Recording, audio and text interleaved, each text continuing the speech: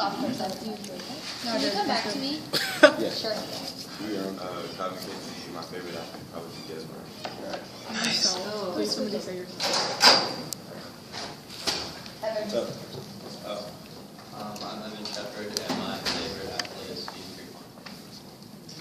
I'm Taylor, and my favorite athlete and my celebrity crush is Dwight Howard. Caleb, favorite athlete is Kevin Love. I'm Brooks, my favorite athlete is Dirk. Ah, that's mine. I'm Brooks, and my favorite No, athlete. you're not! My favorite athlete is Tim Tebow.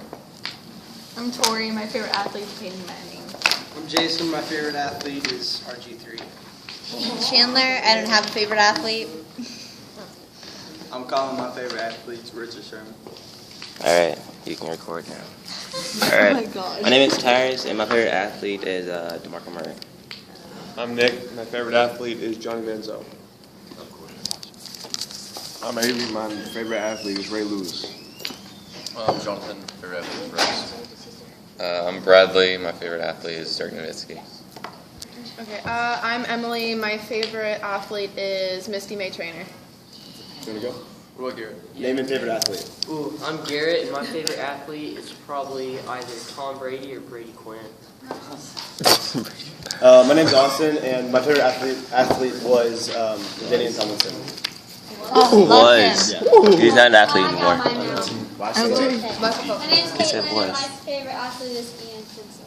Oh, yes! Okay. Today I'm going to talk about spiritual stamina and being able to keep a relationship with God even through hard times and through high school and busy life and stuff like that. Can we take turns or all get a different Bible verse? Just get the ones that have a book Dotted. next to them. Basically have the whole Bible up there. So, Bradley, will you get the first 10? Sure. Can you get one? We get the Hebrews 3. And then who else can get one? I can't get one. I'll get Hebrews 10. Isaiah You got 40. Hebrews 10? Hey, you can get Hebrews 10 right there. 4. Yeah, but you get Hebrews, nope, Psalm 73. This is Oh Tori. my God! Hi, Tyrus. Say hi, Tori. Hello, Tyrus. Someone have Luke? Yeah, Brooks. What's happening? Isaiah. See over here? She's eating a donut. She's hiding now. What'd you say? Okay, everyone has the verse? Okay, alright, I found Get this zoomed in. a quote online or a lesson by a well-known pastor. The quote is, "The author of Hebrews compares the Christian life to a foot race. The foot race was one of the 5 contests of the pentathlon in the great Pan-Hellenic Games." Pan-Hellenic? This game must be Greek. The foot race always came first. It was a contest, not of speed as much as stamina that required discipline, commitment, and endurance. The Christian life is not one of passive luxuriation. It's a long-distance race, a marathon. It begins at the moment we believe savingly in Jesus Christ, and it lasts till our death. The Christian runner has a firm resolve never to drop out of the race. Despite hardship, exhaustion, and severe pain, he exerts every effort to continue in the race until he crosses the finish line. He must exert every nerve, muscle, and ounce of energy. The first bullet point is, we often believe in Jesus will end our troubles. We often think that believing in Jesus will end our troubles, but that's not the truth. 2 Tim 2:3 says, "Endure hardship with us like a good soldier of Jesus Christ." And Matthew 10:22 says, "All men will hate you because of me, but he who stands firm to the end will be saved." The Christian life is a spiritual race that calls for physical and spiritual fitness. 1 Tim 4:7-8. Who has that one? That's me. Have nothing to do with irreverent, silly myths. Rather, train yourself for godliness.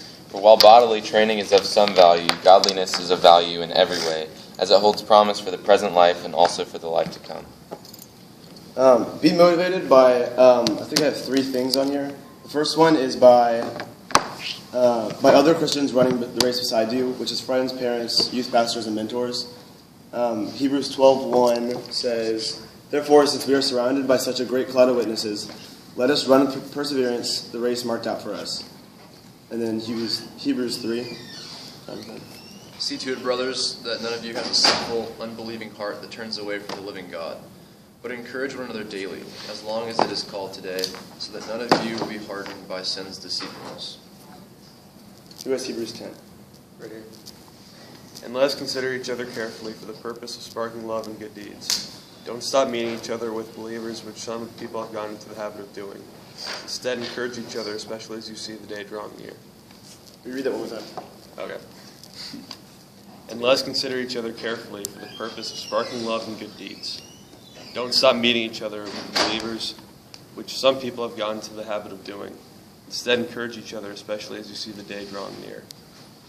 I like how it says, and let us not give up meeting together, as some of us are in the habit of doing. I think there's a lot of organizations, and FCA can be one of them, where you get so busy and kind of in life that you get in the habit of not coming just because it's you stayed up late the night before doing homework and it's just one meeting and then it happens continually.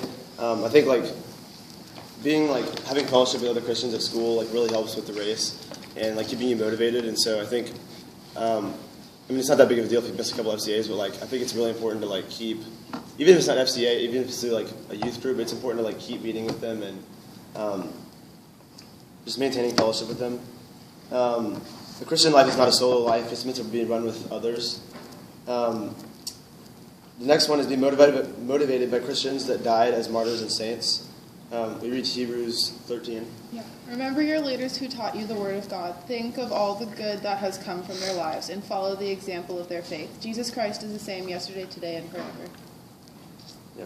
And then the third one is be motivated by Jesus himself. Don't be distracted with worldly things. You cannot serve two masters, God and money. Look to Jesus for strength. 2 Corinthians, someone else has that, I think. All right. It says, so we fix our eyes not on what is seen, but on what is unseen. For what is seen is temporary, and what is unseen is eternal. And then someone has Psalm 73. Yeah. Whom have I in heaven but you? And earth has nothing I desire besides you. My heart and my flesh may fail, but God is the strength of my heart and my portion forever. Right. During Jesus' crucifixion, he found motivation through God. Consider his suffering when you're suffering, because he endured every opposition of sinners, and he did it alone. And so, all right. Another Bible verse I found was Philippians 4:13. It says, "I can do all things through Christ who strengthens me." And then Matthew 28:20 says, "I will be with you always, even to the end of ages." So don't be distracted by worldly things, because they'll slow you down in the race. An example for athletes is a diet. Whenever an athlete's competing in their prime season, they're on a strict diet of cutting down carbs and calories and all that kind of stuff, and getting enough protein, things like that. And so worldly things in our spiritual race are kind of a diet to an athlete, because you have your diet and you're set on your diet, but then sometimes you'll have pitfalls and you'll eat a donut or a piece of cake, and you're just okay, I gotta have that. It doesn't really matter if I just fall this one time, because I'll just eat a salad tonight for dinner or something like that. And so that's kind of an example to our race, because we're racing for God, and sometimes we make mistakes and we have things that slow us down, worldly things. But in the end, we need to get back on track and keep winning the race and not get so caught up with that one thing and stay in a bad diet or something like that. Do not focus on your feelings that will depress you. Look at Jesus and be transported in ecstasy to the heavenlies. Look at him who lived the life of faith, who finished the race, who endured the life of obedience. Look at him in heaven, seated and waiting for us to finish our race. And we shall finish it, for he who finished the race is also with us and in us. He is helping us to run the race with patience. We shall run, and we shall meet him at the finish line. Train yourself for godliness. Get rid of everything that has no spiritual value.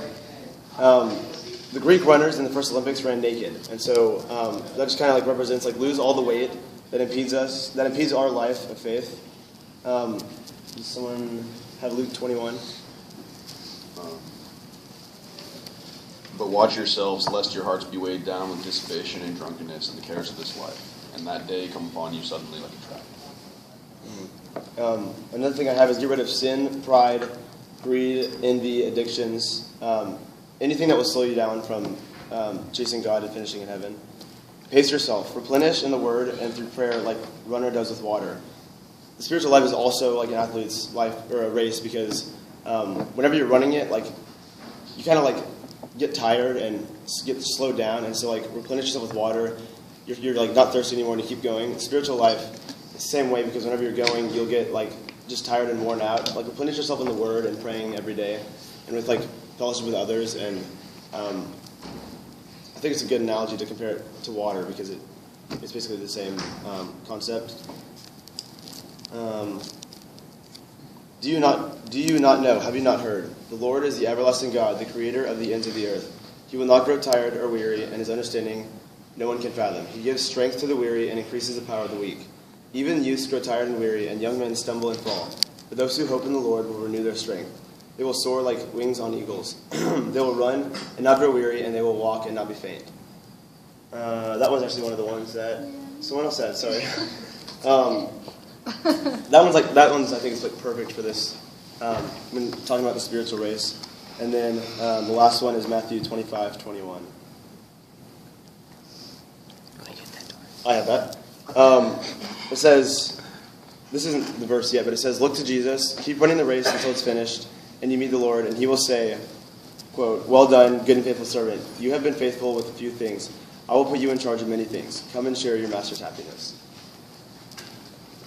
So the finish line is in heaven, and it's kind of our responsibility to keep the race and not lose faith. Does anybody have anything to add? Never give up. Never give up, because like you just said, the finish line is the heaven. So who was not want to work hard to get to the finish line to get to heaven?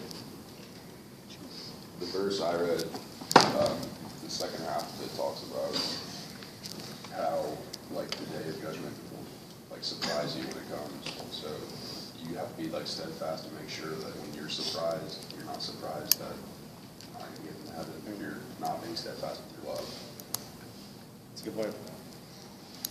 Has anybody here read the story of Job? Does anybody know who Job is? I know he is. Well, basically, completely like applies to the situation going on. What happens is Job, he's like one of the richest man and is like in the land and everything, and he has like 7 sons and they're all blessed. And every day he like gives thanks to God if any of his sons has sinned, and he kills one of his biggest sheep or like his nicest cow or cattle for God. And one day the devil goes to God, and God's saying, "Oh, look at my beloved son Job. He's so he has so much faith in God."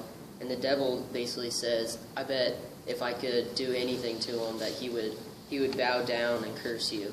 And he was like, "You can do whatever you want, but you can't kill Job." And so the devil kills all of his family, all of his cattle, all of his land, and he burns it all down. He just destroys every single thing he has.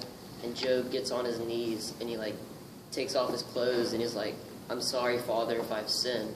And like he doesn't question God or any of his ways whatsoever. And then the devil goes back to God, and they do the same thing. And God's like, "Okay, you can harm his flesh, but you can't kill him." And so he gives him one of the most painful like tortures like the world has ever seen.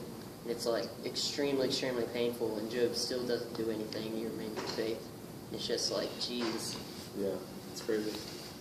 I thought it was kind of another analogy. Like as like athletes, we're called to be like leaders and examples of others, and to like mentor others. And so it's kind of like a relay race where like you pass the baton to someone else.